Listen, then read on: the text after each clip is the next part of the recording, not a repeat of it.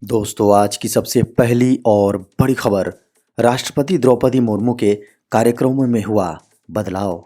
राष्ट्रपति द्रौपदी मुर्मू के झारखंड दौरे में बदलाव हुआ है। राष्ट्रपति अब 15 नवंबर को मोरहाबादी मैदान में होने वाले राज्य स्थापना दिवस समारोह में शामिल नहीं होंगी। पूर्व कार्यक्रम के तहत उन्हें 14 नवंबर को देवघर स्थित बाबा मंदिर में पूजा करना था, उसके बाद रांची आना था, लेकिन इसी बीच उनके शेड्यूल में बदलाव की खबर है। झारखंड के 5 प्रमुख क्षेत्रों में बनेगा रोपवे। बोकारो के लुगुबुरु, घंटाबाड़ी और धनबाद के मैथन समेत झारखंड की 5 प्रमुख पहाड़ी इलाकों में पर्यटन को बढ़ावा देने के लिए रोपवे का निर्माण कराया जाएगा।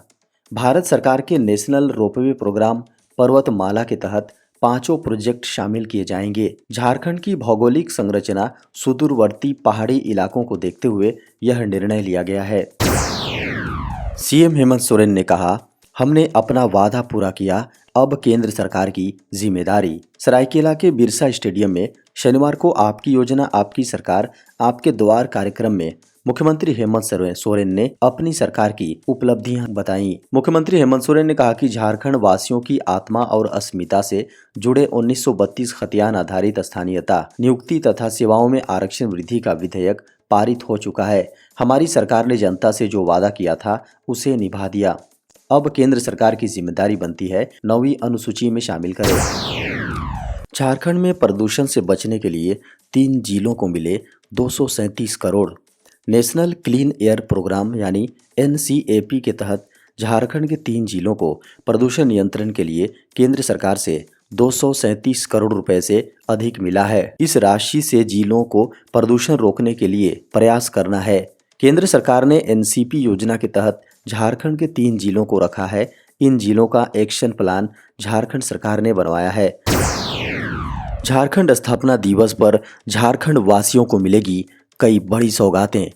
राज्य स्थापना दिवस के अवसर पर झारखंड सरकार युवाओं को ध्यान में रखते हुए कई बड़ी योजनाओं की शुरुआत करने जा रही है, जिसके तहत सीएम सारथी योजना, गुरुजी क्रेडिट कार्ड योजना, मुख्यमंत्री शिक्षा प्रोत्साहन योजना और एकलव्य स्किल स्कीम का शुभारंभ होगा। वहीं इस अवसर पर industrial park and logistic policy 2022, electric vehicle policy 2022 और Jharkhand ethanol production promotion policy 2022 को भी लॉन्च किया जाएगा। झारखंड स्थापना दिवस समारोह के दौरान राज्य सरकार द्वारा लगभग 5,000 करोड़ रुपए से अधिक की योजनाओं का उद्घाटन और शिलान्यास होगा। वहीं लाभुकों के बीच 2,000 करोड़ रुपए से अधिक की परिसंपत्ति का वितरण किया जाएगा। साथ ही समारोह में नव चयनित अभ्यर्थियों को नियुक्ति पत्र भी वितरित किया जाएगा। रांची विश्वविद्यालय कैंपस में बनेगा 5,000 क्षमता वाला पुस्तकालय। रांची विश्वविद्यालय कैंपस में 5,000 क्षमता वाले पुस्तकालय बनने की शुरुआत होगी। साथ ही 40 उत्कृष्ट विद्यालय भवन का उद्घाटन होगा, जिसमें 6 बालिका छात्रावास, 9 +2 स्कूल, 6 झारखंड बालिका विद्यालय, 2 नेताजी सुभाष चंद्र बोस आवासीय विद्यालय, 7 मॉडल स्कूल और 1 कस्तूरबा गांधी विद्यालय भवन का उद्घाटन होगा। वहीं शिक्षा मंत्री के विधानसभा क्षेत्र में संस्कृत स्कूल की आधारशिला भी रखी जाएगी। भूकंप को लेकर वैज्ञानिकों ने किया चौंकाने वाला दावा। भारत में भूकंप के लिए इस मैप के मुताबिक यूरेशियन प्लेट और भारतीय प्लेट जिम्मेदार हैं। दुनिया भर के दूसरे प्लेट की तरह यूरेशियन प्लेट और भारतीय प्लेट भी आपस में टकराते हैं और इस टकराव में भारतीय प्लेट धीरे धीरे यूरेशियन प्लेट के नीचे आ रहा है। वाडिया हिमालय भूविज्ञान संस्थान के सीनियर भूभौतिक विज्ञानी डॉक्टर अजय पाल ने दावा किया है कि बहरहाल नए अध्ययन में यह चौंकाने वाली बात सामने आई है कि भारत करोड़ों वर्ष पहले कहीं और था। इंटरनेट पर मौजूद एक एनिमेटेड वीडियो के जरिए एक्सपर्ट्स ने समझाया है कि लगभग 7 करोड़ 10 लाख साल पहले भारत पृथ्वी के दक्षिणी छोर पर अंटार्कटिका और ऑस्ट्रेलियन प्लेट से जुड़ा था। धीरे धीरे भारतीय प्लेट अंटार्कटिका और ऑस्ट्रेलियन प्लेट से अलग हुई और उत्तर की ओर बढ़ती गई। गुमला जिला में प्रशासन कर रहा बैडमिंटन को प्रमोट। गुमला जिला में बैडमिंटन को प्रमोट करने के उद्देश्य से जिला प्रशासन की ओर से 3 दिवसीय टूर्नामेंट का आयोजन किया गया है। जिसका विधिवत उद्घाटन जिला के उपायुक्त सहित कई अन्य जनप्रतिनिधियों की उपस्थिति में किया गया। इसके लिए प्रशासन की ओर से उच्च स्तरीय बैडमिंटन कोर्ट बनाया गया है। इस प्रतियोगिता से 100 से अधिक प्रतिभागी शामिल हो रहे हैं। यूपीएससी ने निकाली बम्पर भर्ती। संघ लोक सेवा आयोग में नौकरी पाने का सुनहरा मौका है। यूपीएससी ने लेक्चरर समेत कई पदों पर भर्ती निकाली है, जिसके लिए आवेदन मांगे गए हैं। जिसके लिए इच्छुक उम्मीदवार यूपीएससी की ऑफिशियल वेबसाइट upsc.gov.in या upsconline.nic.in पर जाकर अप्लाई कर सकते हैं। इन पदों पर आवेदन करने की अंतिम तारीख 1 दिसंबर है। हालांकि उम्मीदवार 2 दिसंबर तक फॉर्म का प्रिंट आउट ले सकते हैं। यूपीएससी के द्वारा लेक्चरर, असिस्टेंट समेत 16 पदों को भरा जाएगा। वहीं इन पदों पर चयनित होने वाले उम्मीदवारों को 7वें वेतन के आधार पर सैलरी दी जाएगी। उम्मीदवार आवेदन करने से पहले यूपीएससी की ऑफिशियल वेबसाइट पर जाकर नोटिफिकेशन देख सकते हैं, जिसके द्वारा वे शैक्षिक योग्यता और आयु सीमा के बारे में जानकारी प्राप्त कर सकते हैं। देश में कोविड-19 के मिले 734 नए मामले।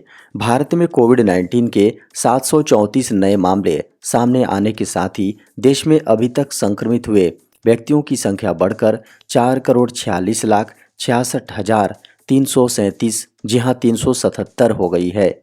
वहीं उपचाराधीन मरीजों की संख्या कम होकर 12,307 रह गई हैं। केंद्रीय स्वास्थ्य मंत्रालय द्वारा रविवार सुबह 8 बजे तक जारी ताज़ा आंकड़ों के अनुसार संक्रमण से 3 और मरीजों की मौत होने से मृतकों की संख्या बढ़कर 5,30,531 हो गई हैं। इनमें से मौत का एक मामला केरल द्वारा संक्रमण से मौत के आंकड़ों का पुनर्मिलान करने के बाद मृतकों की सूची में जोड़ा गया है।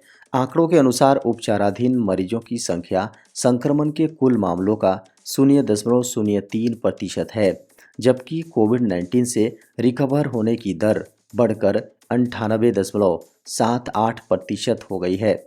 कोविड-19 से रिकवर होने वाले लोगों की संख्या बढ़कर 4,41,22,562 हो गई हैं, जबकि मृत्यु दर 1.19% है। देशव्यापी कोविड-19 रोधी टीकाकरण अभियान के तहत अभी तक 219.80 करोड़ खुराकें दी जा चुकी हैं।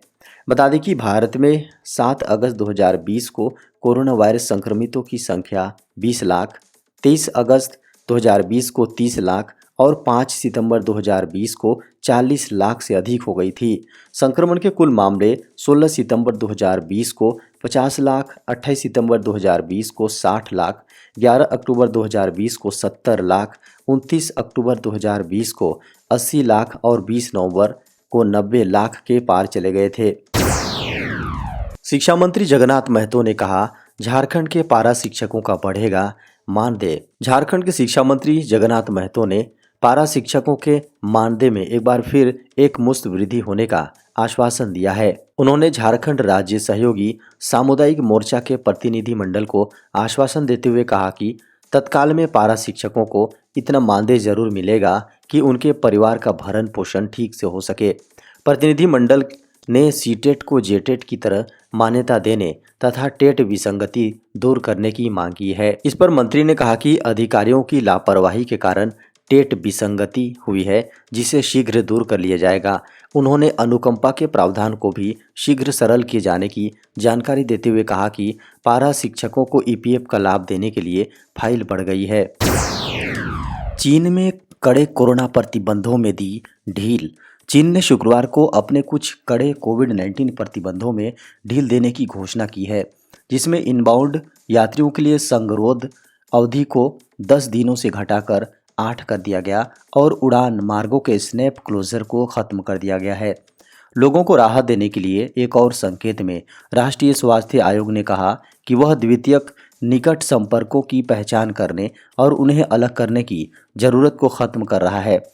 चीन की सरकारी न्यूज वेबसाइट सीसीटीवी पर प्रकाशित एक नोटिस के अनुसार शक्तिशाली 7 सदस्यीय पोलित ब्यूरो अस्थायी समिति ने गुरुवार को सीमित छूटों पर मुहर लगाने के लिए बैठक की थी। नोटिस में कहा गया कि इनबाउंड आगमन को अभी भी 6 न्यूक्लिक एसिड परीक्षणों से गुजरना होगा और इन 8 दिनों के दौरान स्वतंत्र रूप से बाहर घूमने की अनुमति नहीं दी जाएगी। साथ ही इसमें कहा गया है कि यात्रियों को चीन में बोर्डिंग उड़ानों के 48 घंटों के भीतर केवल एक नकारात्मक कोविड परीक्षण दिखाने की जरूरत होगी। कोरोना का बार बार संक्रमण हो सकता है बेहद खतरनाक। अमेरिका में कोरोना वायरस संक्रमण पर हुई एक रिसर्च का नतीजा बेहद ही भयावह है। पिछले 3 साल में यह आम धारणा बनी हुई है कि एक बार कोविड हो गया और रिकवर हो गए तो आगे इसका खतरा कम हो गया। लेकिन नए शोध के जो नतीजे हैं इस सोच के ठीक विपरीत है। इसमें पाया गया है कि दोबारा तिबारा संक्रमण होने के साथ ही कई तरह का खतरा कई गुना बढ़ सकता है। वैज्ञानिकों ने इस शोध के लिए कोविड मरीजों के बहुत बड़े इलेक्ट्रॉनिक मेडिकल डेटाबेस का इस्तेमाल किया है। वाशिंगटन पोस्ट में छपी एक खबर के अनुसार कोरोना वायरस का दोबारा या बार बार होने वाला संक्रमण काफ़ी खतरनाक साबित हो सकता है। स्वास्थ्य विशेषज्ञों ने एक विस्तृत शोध के बाद यह निष्कर्ष निकाला है।